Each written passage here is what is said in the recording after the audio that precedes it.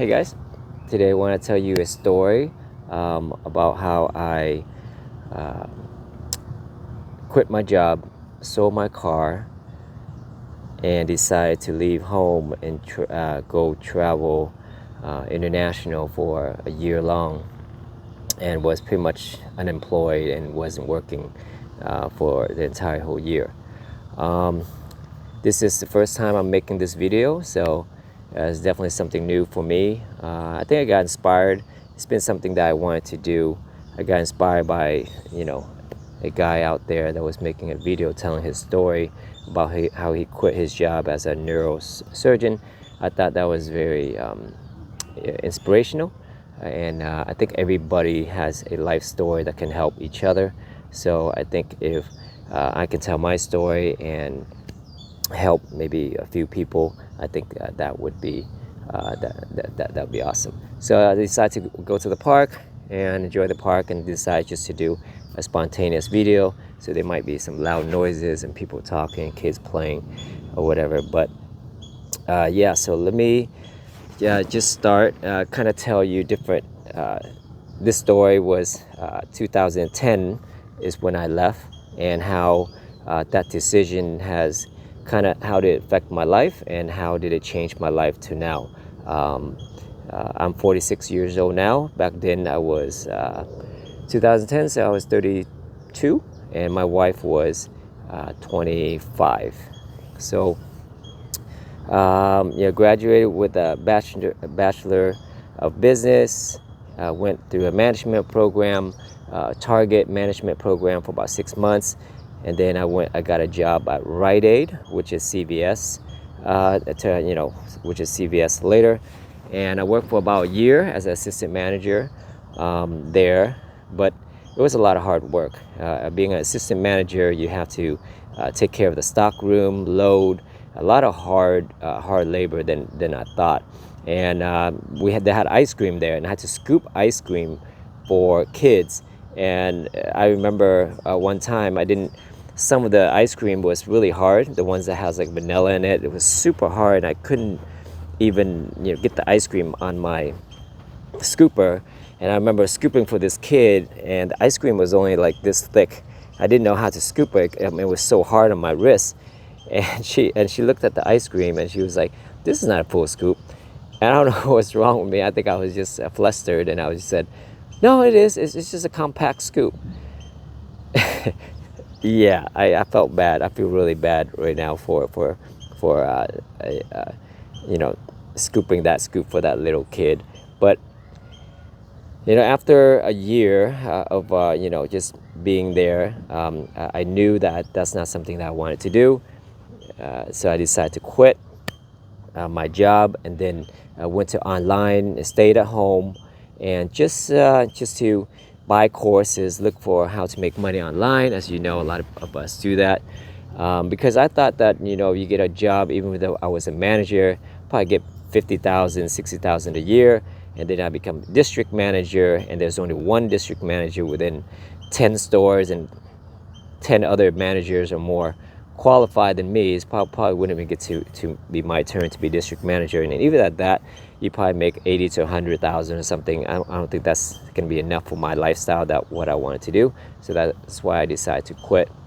And during those years, I was just online, lost a lot of money, learned a lot of skills, hustling online. My wife was going to school, to college, and then she saw this flyer, and then it says teaching abroad, and we played around with the idea of that's a strange bird. Yeah, we played around with the idea of like just traveling abroad, and being able to teach abroad. And we got excited about that idea, and I decided, that time I was dating her for about 6-7 years already, so decided to get married. I proposed to her, and we were actually more excited about the thought of going to leave the United States and go to Vietnam for a year to travel. Wow, that bird is really strange. Yeah, so that happened. We got married, and then but part of it was, during that time I was getting overwhelmed from just hustling every day. I didn't know why. I was jumping from opportunity to opportunity, and it was just a very stressful time. I would lock up myself in the room and just do all these projects, and then you don't make money, or you make a little bit of money, but you didn't feel good about it. So I was just jumping from one thing to another. Spend money on courses, jump on different money making programs. Sometimes I don't make money, sometimes you make a little bit money, and sometimes you find out that it's not something that I wanted to do. So I did that for about a good 2 years. And it was just very stressful. But at that time, I was going through a stage of I've always listened to audiobooks about personal development and spirituality. And I did find a teaching. I won't go in specific what it is, but I did buy into another set of beliefs that I wanted to practice. And so I decided to, not a lot of people know, but I decided to travel on that trip for a spiritual journey for self-improvement and self-growth. So I decided to, once we got married, we got a little bit, a sum of money. I would say about 20, probably over 20,000. So that's what I was going to use for our travel for at least a year. And and also there's another thing, a hurdle that I had to go through is that being Asian, of course, the Asian culture, when you're especially being the only son, and we have my mom had a family business, a family restaurant, so it was quite not easy to leave home, because that's just the Asian culture. They believe that they're gonna you're gonna be there with them forever or something like that, and that's gonna hurt their feeling.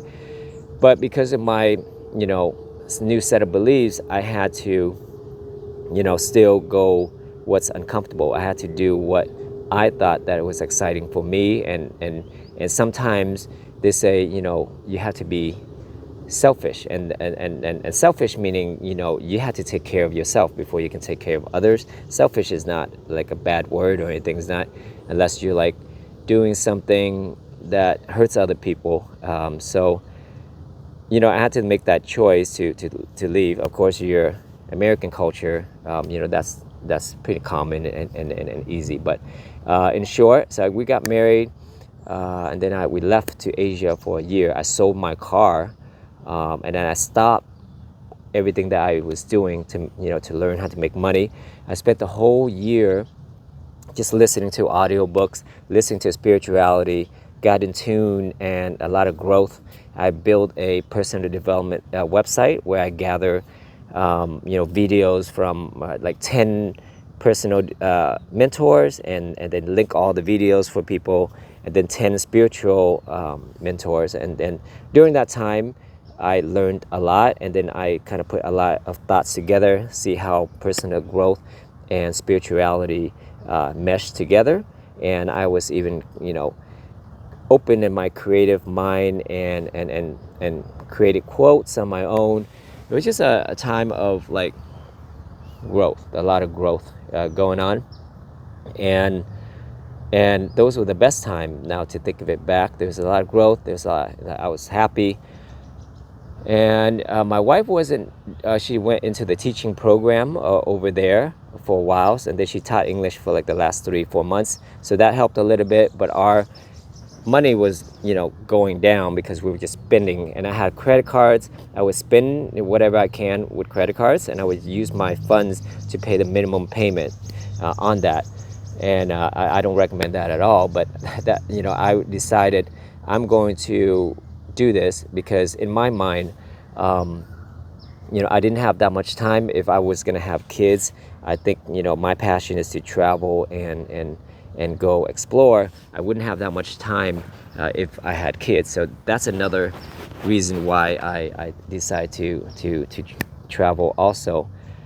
So that time I was kind of playing around, practicing law of attraction and stuff like that. And in short, we ran out of money, and then we started to load up on our credit card. And by the time I got back, after a year, I owe about over 21,000 and some change. It was bad. And then friends, our friends were like, okay, you had your great travel year. Are you ready to work now? And come back to society. And I wasn't. So what we did was we worked some part-time jobs. My wife did some work, and then I went back to online marketing. I did a hustle a little bit, and then I paid off within a year. After a year, I think we paid off. I think we still owe like about 10,000 something on the credit card, and then cash wise, I think I had about 7,000 something, and then we decided to travel again for about another 6 months to Australia, because my wife met someone in Australia, and they were an older couple that said to come over and stay with them for a little bit. So we're like, let's go to Australia, stay there for a couple weeks, and then we will travel from there. And so that's what I did again. I wanted to push the envelopes. There was a belief that I took in, meaning is follow my true excitement at the moment. And my true excitement was to travel and to explore. And I didn't mind being in debt in that way. So went again, travel, flew into Cairns, worked our way down, ran a juicy van, worked our way down all the way to Sydney. Travel was there for like at least a month or so, and then flew to Bali, and we did our travel. And I depleted my credit card. So I did the same thing, using the cash to pay for the minimum payment. And then we were in, I think, Japan. And I remember having my credit card, let's say I had like 8,000 of credit that I can use left. But the credit card actually shortened my credit that I can use down to like 1,000 or something. I didn't even know that they can do that. So when they did that, I didn't even have money to fly home for my wife. So it was pretty low, and then my wife had to call her friend and ask, hey, we're pretty stuck, can you lend us some money so we can buy a flight home? So she let us borrow money, bought the ticket home. And I remember being home, and this time we owe about 23,000 on all our credit card bills, and no cash. There's no income. And I remember, because I had some silver coins that I bought for like just investment, and I remember posting a ad on Craigslist to sell my silver coins, about these collectible silver coins. Met a guy at McDonald's and sold some of my coins, and I got about $1,600. And I remember like, this is pretty much the lowest of my life. And it was like, for the first time, it felt kind of uncomfortable, and kind of like you're kind of scared in that way. But I wrote on the board negative 23,000, how much we owe.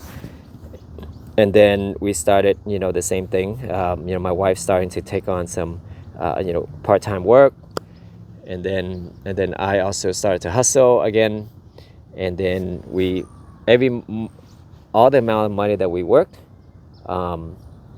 we pay into the credit card. So it's like negative 23, and then negative 21, negative 19, 18, and we worked the way down, and then negative 10, always negative 3, negative 1, and then starting being positive again.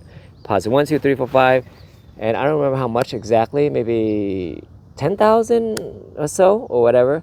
And that took us about probably a year and a half. And then we decided, hey, follow your passion, right? Follow your passion. I don't want to push this belief of mine to the limit, meaning if you follow your passion, everything is going to be okay. What is the worst thing that it can happen, right? So I really took and believed that. So I wanted to test it out and pushed it. So we decided to take another trip to Europe. And this is another 5-6 month trip to Europe. And did the same thing. Was the greatest time. We traveled all over the place. And after about 6 months, we came back. Oh, another $20-something thousand. Same thing. and I was going to, we were even going to do that again. But things happen. I think, our family restaurant, I think, my mom really needed help in the restaurant. And then, we decided to stay put and help with the restaurant, this and that. And so that was probably 5 years ago, 6 years ago. Um, so we stayed, and then fast forward after and then we still travel, but we don't travel, like 3 or 5 months at a time. Travel has always been my passion. It still is. 46. We've been to about 40 countries, and there's still, more countries to be in.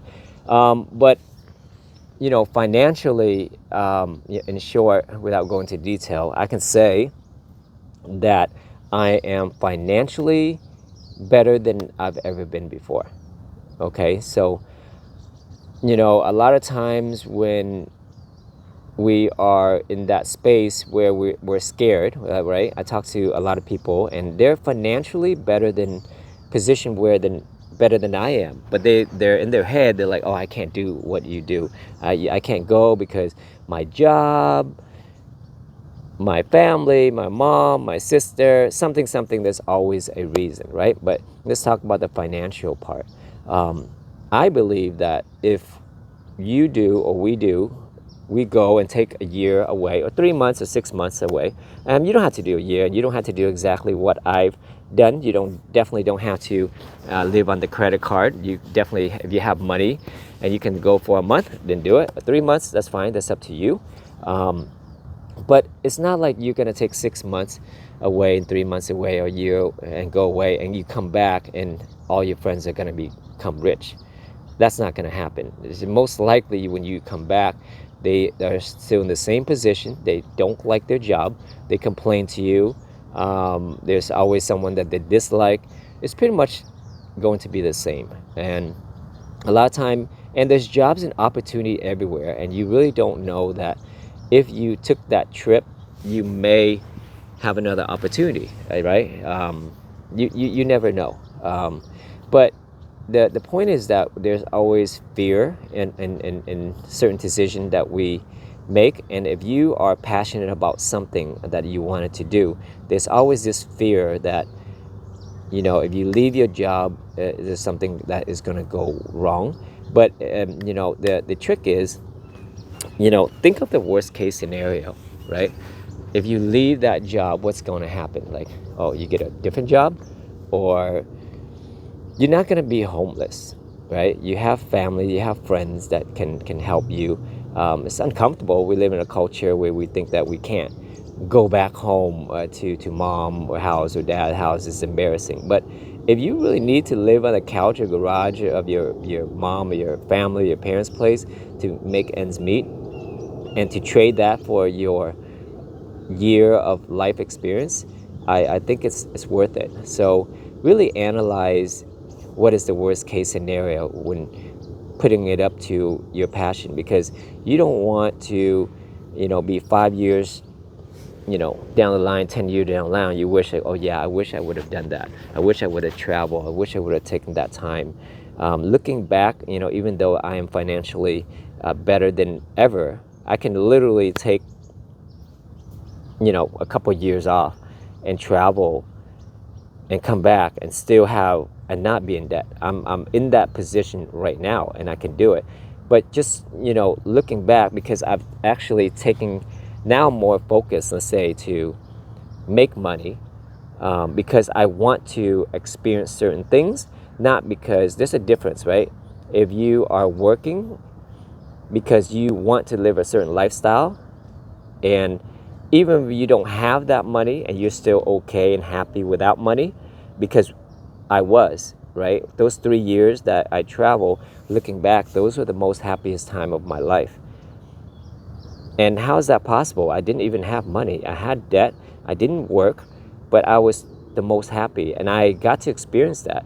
And to experience and to really say to yourself that you can be happy without money and doing the things that you love, that is your baseline. And then when you do want to make money, you don't work out of fear. You do it because you want to, because you want to now experience different things. You want to experience a luxury life, right? You want to, but if you don't have it, you know, at least you still can be happy. And I think that's the main takeaway that I was in also, because if you don't feel complete, and that's what I did, I didn't feel complete unless I make that certain amount of money, right? And then when you radiate an energy of incompleteness, that's life scenario is going to come to you in that way, which is incomplete, meaning you do things and business is going to fail.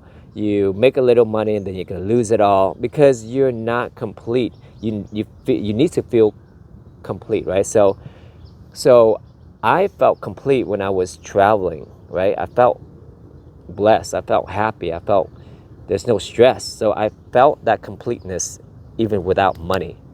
So now abundance can come to you, right? And now now you can operate on feeling of completeness, right? So I think that is an important part. So if you work and you are stressed, now if you got to do it to pay your bills, that's fine, right? But you have to keep in mind, you have to have a side hustle or something that you know that you work for on the side to escape that. Don't if we do something, like our job, and we hate it, and that's the route, and we fast forward in our mind, this is what we're going to do for the next 20, 30, 40 years, that's very unhealthy. And that's how people get sick, right? Because they're not doing something, they're unease, right? And then that's how they get disease, right? Dis-ease, right? I mean, they're not at ease, so their body, that's how people get sick, by doing and working in a job that they don't like, and their energy is not, they're not operating in their fullest energy. And that's what I've gotten from all that those, because of those years, has actually made my life better, right? And having, and it's a continuous battle and growth, right? Everyone has a stage of growth, even myself now. Now I have to, knowing it's one thing, and then practicing it is another also. You got to be grateful every day, and what you have, and really be happy of what you have, and just increase your mental health and spiritual health. So yeah, that's what I kind of want to highlight about that story. So if I don't know what your story is, and maybe you can share with me, is there something that you wanted to do in the back of your head, but at the moment you feel like you had to do things to make ends meet, and you had to be here, right? And or you had to, or there's someone in your family, especially mine was my mom, right? And being Asian, I had to overcome that also. And it's very common, right? If you're Asian, you probably know what I'm talking about right now. Meaning, you felt like you feel like you can't leave home because your mom, your dad. But there's that one teaching that kind of changed my mindset. And without it, I don't think I would be able to leave also. Which is, we always think of everyone else, right? We can't do it because of my brother, my sister, my aunt, my dad, or something, right? And it's okay to care for them, right? But when you put it against the fence, right? When you're against what you want to do, against what your passion is, and against what you really want to do, you have to come first. That's the most important thing, because sometimes we just think, oh yeah, my mom, I can't leave her, she wouldn't be happy, right? And you end it there, right? It's like, oh, and that's the end of the conversation. Then you squash what you want to do, in your life. But what this teaching, is telling you is that, and it makes a lot of sense, we are the center of the universe, right? Everything starts from within and from us. It's an illusion of us thinking we're gonna disappoint that person, right? We can live that. You can experience that, like, oh, I'm gonna disappoint my mom. Oh, it's bad. But that's an illusion. That's a story that we want to play. and it's valid, right? But where I'm, giving you another option is that doesn't have to be that way. You can decide that you come first, and that is the tipping point. That's what you need as a tipping point. If you're gonna make you're thinking a reason. It's like, oh, you don't understand, I have this reason, I'm in this spot, I can't really leave, right? But that is the thing that you can do for yourself when it's like you have to put up your, is it me following my passion, or is it this other scenario, right? It could be because you can't leave because XYZ, right? Your job, your parent, your family, your friends, whatever that is, reason, right? Everyone has a different reason. You come first, right? You have to be selfish in that way, and it's not in a bad way. So that is the most important thing, and I think that can apply to any situation, and that's it. So wherever you are, what position in your life, it's okay to do things that you have to do because you have to make ends meet. You have to make, you have to pay rent or whatever. But just know that you can escape, and you can do the things that you're passionate about, and sometimes that could something waiting for you over that line, right? Because passion and love and the feeling that you're interested about something is really a message from your higher self to you, right? It's a thread that is giving you a clue. If you ask yourself what you should do, you really ask yourself, what are you passionate about in the moment that you want to do? So I realize that if you follow that is what is going to pay off, right? You can't see what the future is, but basically that is the clue. It's just to follow your passion. So I think today is our first video, my first video, so I don't really know who is going to reach this video, but I want to thank you for taking the time to watch this video, and I really want to know if anyone what is your story, right? If you had anything like that, are you in a tight position? What is something that you wanted to do that you've been held back, you've been put it to the side because you have put others people before you, or what are some of the challenges? I would just love to know about that. This is my first video. I don't know where this is gonna take us, but thank you for listening, and have a blessed day. Thank you.